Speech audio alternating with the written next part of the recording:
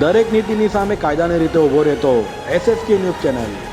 સુરતના વરાછાના fire brand ધારાસભ્ય કુમાર કાનાણીએ ફરી લેટર બોમ્બ ફોડ્યો હોય તેમ પાલિકા કમિશનરને પત્ર લખીને ખાડા રાજમાંથી શહેરીજનોને મુક્ત કરાવવા માંગ કરી છે। સુરતના વરાછા ભાજપના ધારાસભ્યએ ફરી એક વખત તંત્રને લઈ લેટર બોમ્બ ફોડ્યો છે। શહેરની જનતાને ખાડા રાજના ત્રાસથી મુક્ત કરાવવા ધારાસભ્ય કુમાર કાનાણીએ પાલિકા કમિશનરને પત્ર લખી શહેરીજનોને મુક્ત કરાવવા માંગ કરી છે। કાનાણીએ લખેલા પત્રમાં ઉલ્લેખ કરાયો છે કે લોકોને સહન ન કરી શકે તેવા ત્રાસદાયક રસ્તાઓ ખાડાઓનું સામ્રાજ્ય ઊભું થયું છે। સાથે ટ્રાફિક સિગ્નલ લોકો પાલન કરી રહ્યા છે। 60 સેકન્ડ માટે સિગ્નલ ખુલે પરંતુ ખાડાઓમાં લોકોના વાહનો ચાલી શકતા નથી।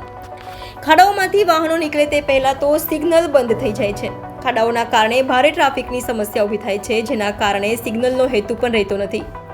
ખાડાઓના સામ્રાજ્યના કારણે લોકો ત્રાહિમામ પોકારી ઉઠ્યા હોય પાલિકાનું તંત્ર મૂર્છા અવસ્થામાં હોવાની સાથે ઊંઘી રહ્યું હોવાની વાત કરી હતી અને યુદ્ધના ધોરણે રસ્તાઓની રિપેરિંગ કામગીરી કરવામાં આવે તેવી માંગ કરી।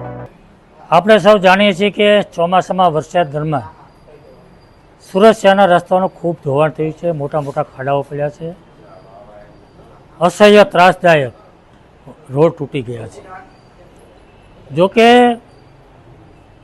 ગુજરાત રાજ્યના બીજા મહાનગરોની અંદર બીજા જિલ્લાઓમાં જે વરસાદ પડ્યો છે એના પ્રમાણમાં સુરતમાં ખૂબ ઓછો વરસાદ પડ્યો છે, છતાં પણ રસ્તાઓનું ધોવાણ થયું છે।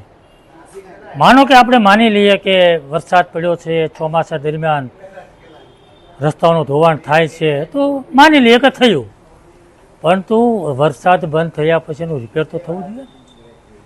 રસ્તાઓનું રિપેર, ખાડાઓનું રિપેર તો થવું જોઈએ ને। આજે લગભગ 4-5 દિવસથી વરસાદ બંધ થયો છે। મેં એક પણ જગ્યાએ રસ્તા રિપેર થતા જોયા નથી, ખાડાઓનું પુરાણ થતું મેં જોયું નથી। એટલે મને એવું લાગ્યું કે તંત્ર ઊંઘે છે, વહીવટી તંત્ર હજી મૂર્છા અવસ્થામાં છે અને એને નિંદ્રામાંથી જગાડવા માટે, મૂર્છામાંથી બહાર કાઢવા માટે મેં આ પત્ર કમિશનરને લખ્યો છે અને વહીવટી તંત્રના વડાને પત્ર લખ્યો છે અને સાથે સાથે શાસકોના પદાધિકારીઓને પણ આ વાત મેં ધ્યાન પર। મને એવું લાગે છે કે આજના આધુનિક ટેકનોલોજી યુગની અંદર આનું કાયમિક નિરાકરણ થવું જોઈએ। મેં અનુભવ કર્યો છે કે સુરત શહેરની અંદર જ્યાં પણ રસ્તાઓ ધોવાય છે, જ્યાં પણ ખાડાઓ પડે છે, દર વર્ષે એકને એક જગ્યાએ પડે છે। જ્યાં 4 રસ્તાઓ હોય, 3 રસ્તાઓ હોય, સર્કલ હોય, જ્યાં પાણી ભરાતું હોય, આવી અમુક જગ્યાઓ ફિક્સ છે ત્યાં ખાડાઓ પડે જ છે।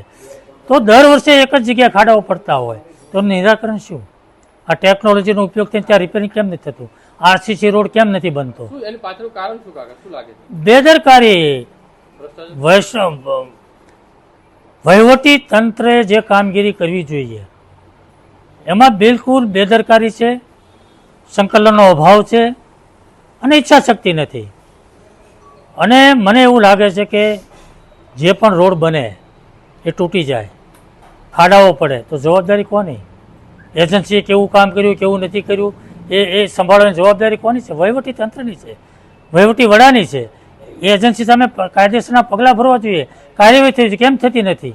એટલે મને એવું લાગે છે કે એજન્સીઓ અને અધિકારીઓ જે રીતે કામ કરી રહ્યા છે એ કંઈક ને કંઈક મિલીભગતથી કામ થઈ રહ્યું છે એવું મને ચોક્કસ લાગે છે।